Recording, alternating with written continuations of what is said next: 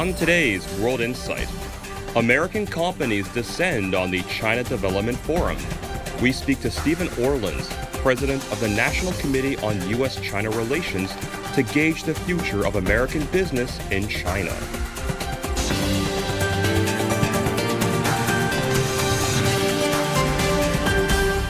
Hello, I'm Tian Wei, and welcome to World Insight. The China Development Forum 2024 wrapped up today. It is one platform for leading figures of global companies to interact with Chinese government leaders and policymakers. Chinese Premier Li Qiang addressed his audience at the opening ceremony about opportunities to invest in China.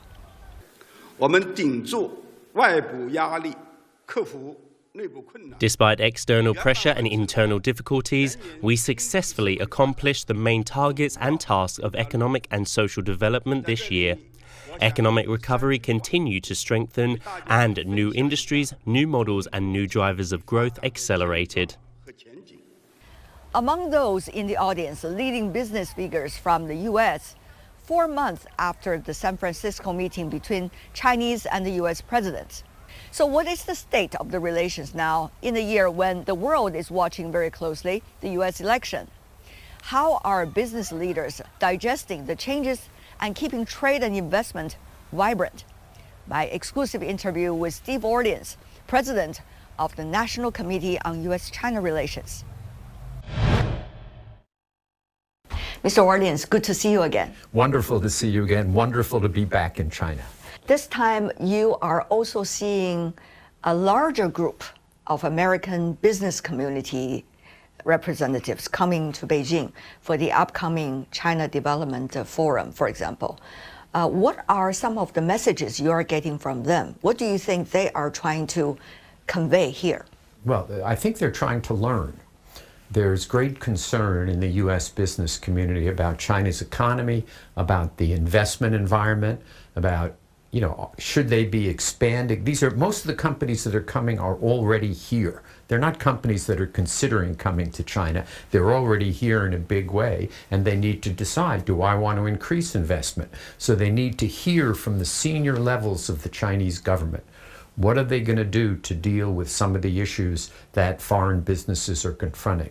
What is the future of the Chinese economy? What levels of growth are we going to see? What levels of consumer spending? So they're really coming to understand rather than convey a message. I understand that there are some kinds of surveillance even toward the American business community about their investment in China. Going on in Washington, D.C., at least discussions about that. So how do you see the best way for them, the American business community, to figure out to address this divide between China and the U.S. when it comes to the government? I think they need to speak out. I think businesses need to say, this is what is national security. What we do, maybe there's a tiny percentage of the companies that really touch on national security, but the overwhelming majority don't. And when the government asks them about their investment, they say, we think this is good for the company. We think it's good for America. One of the issues that's kind of become more salient over these years is people think investment in China is bad for America. Investment in China is good for America. It's good for American employment. It's good for American businesses. And what it does, and what I love to talk about, is how investment builds people-to-people bridges. I've always said trade is kind of like dating. You sell, you kind of go home, you come back next year, maybe you have another date, maybe you don't. Investment is marriage. When you've put money, when a Chinese company puts money in the United States, when a U.S. company puts money in China, they are married to that. They have to figure out a way to make it work. And what I've noticed over these 45 years is the areas where Chinese invest in the United States, where Americans invest in China, are more pro-constructive engagement than other areas, because they've dealt with Americans, or in America they've dealt with Chinese. So investment flows are very important for the people-to-people bridges that they build. Many of these companies are actually quite concerned about the political rhetorics against them. For example, TikTok is a latest case study. Many are watching very closely. Your take on that? TikTok, is a reflection of how difficult U.S. China relations can be. From virtually, in 7 days, the Congress, the House of Representatives, created a bill, and suddenly it passed the House in literally less than 7 days from when it was conceptualized, written, came out of committee, and then was passed by the Congress with only 65 votes against it. TikTok has put in place something called the Texas Project, which protects data of TikTok users better than any other social media company in the world. They have spent $1.5 billion. In my view, if the U.S. government wants to regulate social media companies, they want to regulate Facebook, if they want to regulate YouTube, if they want to regulate TikTok, they can do that, but then they should regulate them all the same. It should be a level playing field. So that this happened so quick was disconcerting, I think. It's troubling. I don't know what the Senate, obviously the bill has passed the House of Representatives. We will see what the Senate does. It's certainly going to be a much slower process. And even, so the bill requires a sale within 6 months. And if the sale doesn't occur to an American buyer, then TikTok will be banned. That will, even if the bill passed, the U.S. system, TikTok will sue to enjoin the enforcement of that law. And given the free speech issues that will arise, my expectation would be that a court would enjoin the enforcement of the law. So it will be a long process, but it still is a reflection of how difficult the U.S.-China relationship is. Meanwhile, we also see interesting interactions between China and the United States on artificial intelligence, for example. Lately, the United Nations passed a document which parties joining the document call on governance on artificial intelligence. The U.S. initiated it, and many others followed, including China also signed on it. Of course, it does not necessarily have a legal responsibility part as a resolution, but it does show an interesting example of cooperation between China and the United States, even concerning artificial intelligence. What is your take on examples like this? Artificial intelligence is one of the areas that has been raised at the government level, and there seems to be a consensus developing that the United States and China should talk about it on a track 1 level, government to government, and also on a track 2 level, that discussions of AI between think tanks, between academics, and between government are now on the increase, and we're beginning to see that. And the UN is a reflection, that document is a reflection of everyone's understanding that we need to figure out what to do about AI.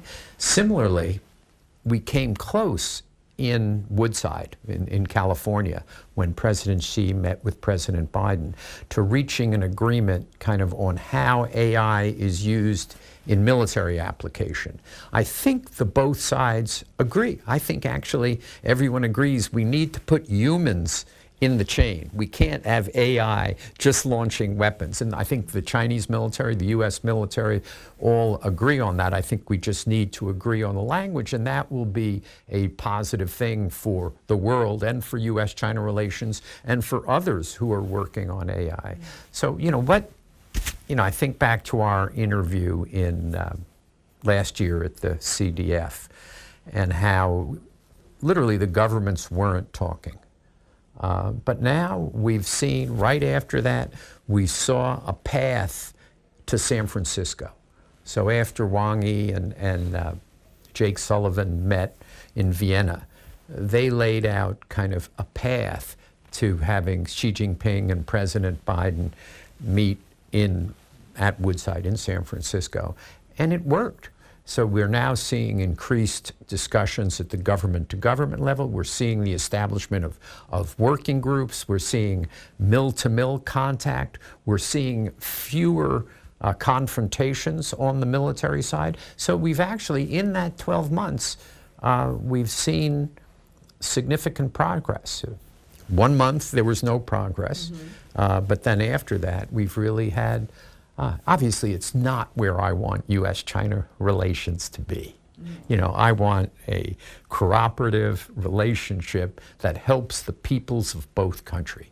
And we're not there, but we're at least off of the bottom where we were. Semiconductors, for example, that the U.S. companies produce can sell to the Chinese market. Now, according to the latest rule from the U.S., is limited in terms of the sophistication and the levels. So is this going to be a constructive move by the U.S. side? Well, companies, shouldn't they be speaking out against this? What we need is both sides to sit down and agree on a definition of what is national security. So not all AI relates to national security. Some does. Not all chips relate to national security. You know, some of it is for cancer research. Some of it, I mean, there's so many things, so many good things that it can affect. So we need, at a senior level, both sides to sit down and say, this is national security, and also at the same time say, this is whitelisted. This is stuff, I mean, stuff on climate change.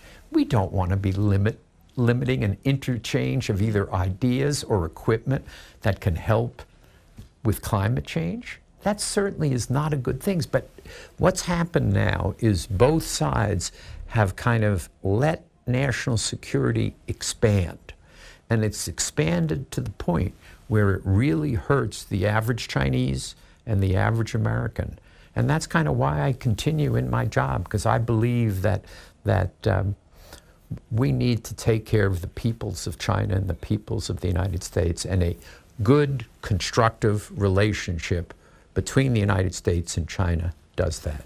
How do you see the efficiency of discussions, as you just mentioned, about not letting national security becoming overblown into every topic? How efficient can the two governments conduct conversations like this? You know, so where are we now? Secretary Raimondo has come here and explained why these regulations are there, trying to get understanding in both Chinese business and Chinese government of why we have put in place those restrictions. And when there is an objection, she obviously doesn't on the spot agree to change it, but then there's discussion within the U.S. government. The U.S. government doesn't want China's economy to fail. They want China's economy to succeed. We still should work on the concept of what are the real threats to the Chinese people and the American people.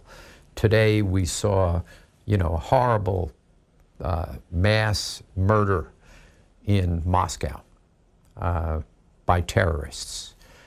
That, to me, should remind everybody that terrorism is a real threat. It's a threat in the United States, it's a threat in Russia, it's a threat in China, and we need to cooperate on that. Climate change is a real threat, and that could be the greatest threat that we're currently facing. But to engage in what I call threat inflation, to say, the United States is going to do this to China, or China is going to do this to the United States, it's not good. Because what that does, it creates a misallocation of resources. So instead of using the money to rebuild infrastructure or for education or for poverty alleviation, we use it to build fighters. We use it to build anti-aircraft guns, to build more ships, things which don't have the social benefit that infrastructure, education, poverty alleviation would have. So I will keep fighting for that, but I recognize that I'm a minority, political minority. But a very strong-minded minority.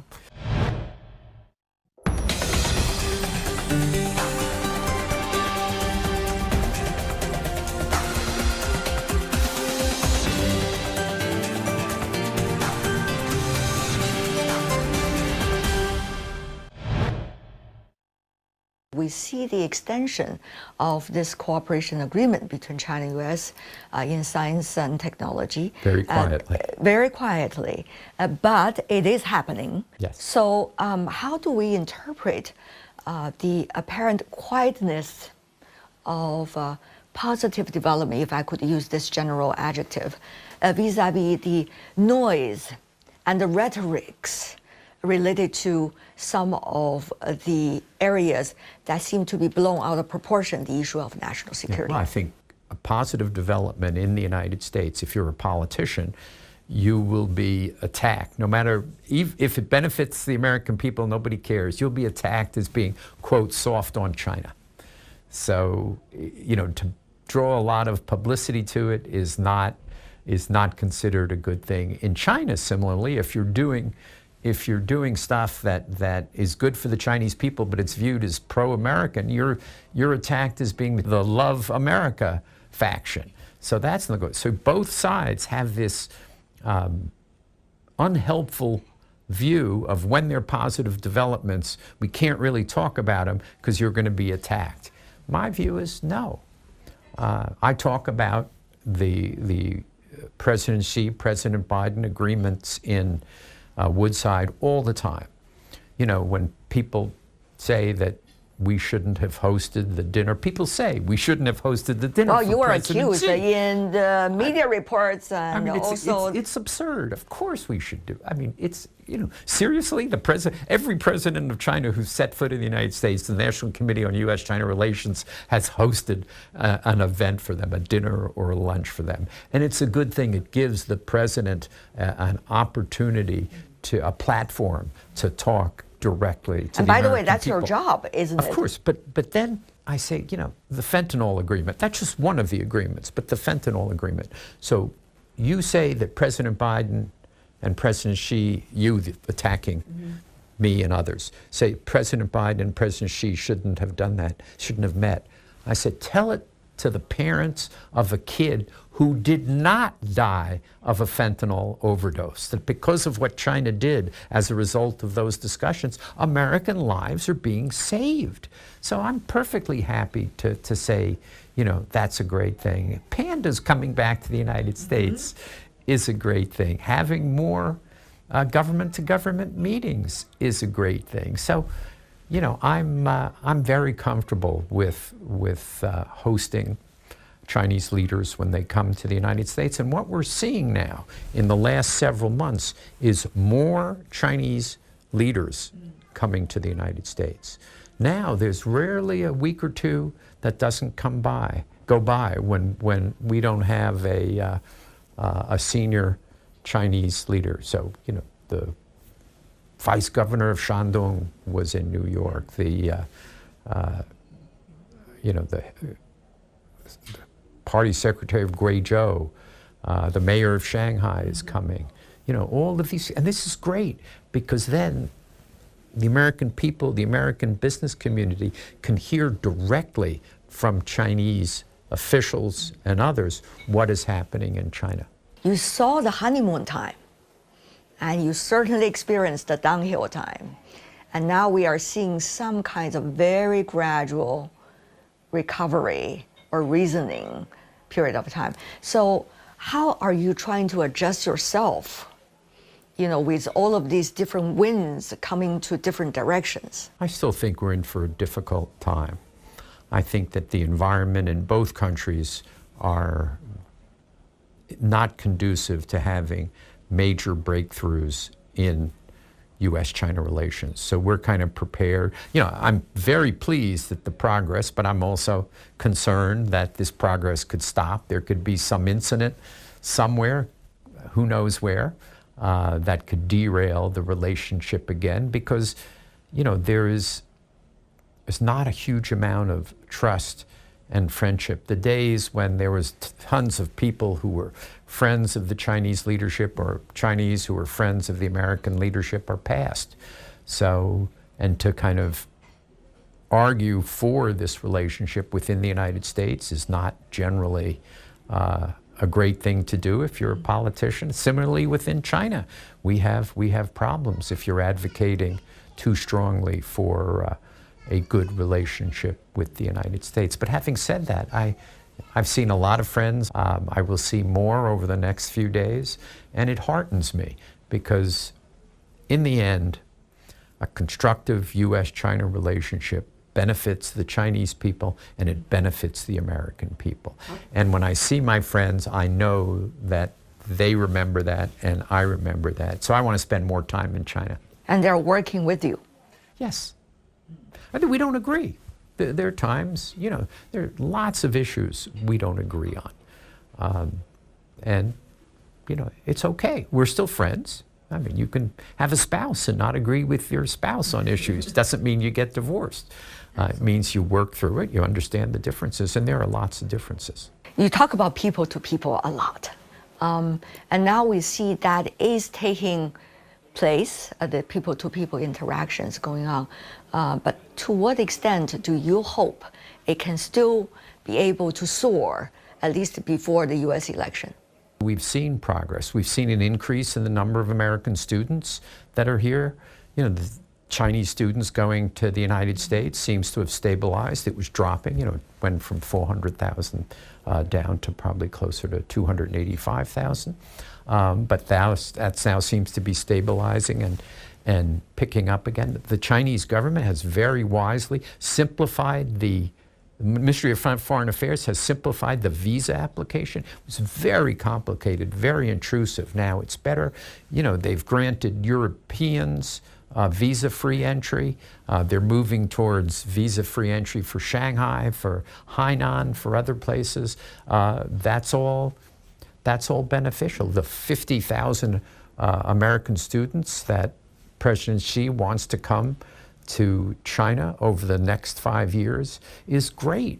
Now, the Chinese government is now beginning to implement it. So I've met delegations from China. They're saying, okay, we'll go to this high school, we'll invite these people, we'll go to this college, and they're contacting colleges. And that's all important because I think, we need we need Americans to come here. Because I remember in one of your interviews, there was a little note at the bottom, and it said, 下一个欧伦斯在哪儿? Where's the next Yes. Orlins? Indeed. And that's unless you have lived in China, unless you've reached a level of fluency that's really almost native, it's really hard to kind of understand U.S.-China relations, understand the Chinese view, understand the United States. So but we're beginning to see progress. I mean, the State Department needs to, so the U.S. and Chinese government need to talk about, there's what's called a level 3 travel advisory about Americans coming to China, which means if you're thinking of coming, it says reconsider coming. Well, that's wrong. But there are issues, I think the U.S. government believes there are exit bans on certain Americans. They can't leave China. And until that's resolved, they won't take the level 3 and move it to a more reasonable level 2. Well, the two governments should be able to sit down and work that out. If I were in one government or the other, I could probably fix that in an hour. Well, of course, my Chinese friends all joke, if you were in the government, U.S.-China relations would be quite different. We earlier heard words like decoupling a lot, invented by politicians. Yeah. And now you're not hearing it much anymore. We're not hearing it much anymore. Does it mean it has failed? Hyping about it at least has failed. Well, it's now about de-risking. It means that you have to make your supply chain resilient enough that if something happens, you're still going to be able to stay in business, as opposed to completely decouple from your suppliers in China. But it was never a sensible idea. Our two economies are far too intertwined to have this, quote, decoupling. Have U.S. businesses de-risked? They have to a certain degree. If you were using China as a base for exporting back to the United States, it's very likely you have now diversified your production sources to, Vietnam or to Cambodia or to Malaysia, Indonesia, somewhere else where you're not solely dependent on China. That's okay. I'm okay with that. I'm not okay with the concept of decoupling. The cost to Chinese and American people is far too high. Finally, before we go, what advice would you provide for those people who want to be realistic, but at the same time still remain hopeful of a more reasonable China-U.S. relationship? Speak out. Figure out what is right. If you're Chinese, figure out what's right for the Chinese people and speak out about it. If you're an American, speak out about it. Figure it out. Do it based upon facts. Do it based upon data. And talk about it. Whether it's talk to the media, talk to the government, so that we have out there solutions which can make the relationship better. When there's no conversation, when everybody says the government is fine, everything they're doing is fine, that makes it actually more difficult to make progress. So my view is speak out. And I know sometimes that's difficult, but has the quote which got me very famous in China, the end of that quote is 提高我们的勇气. Be brave. Be courageous. It's important that we all be brave and courageous, and sometimes we need to make sacrifices, but certainly that's what we at the National Committee on U.S. China Relations are prepared to do. Steve Orlins, President of the National Committee on U.S. China Relations. Thank you so much, sir. Great to see you, Tian Wei. And that's all the time we have for today. If you'd like to know more, search World Insight or check out our YouTube channel. Follow us on X and Facebook. I'm Tian Wei on behalf of my team. Thanks for being with us. Bye for now.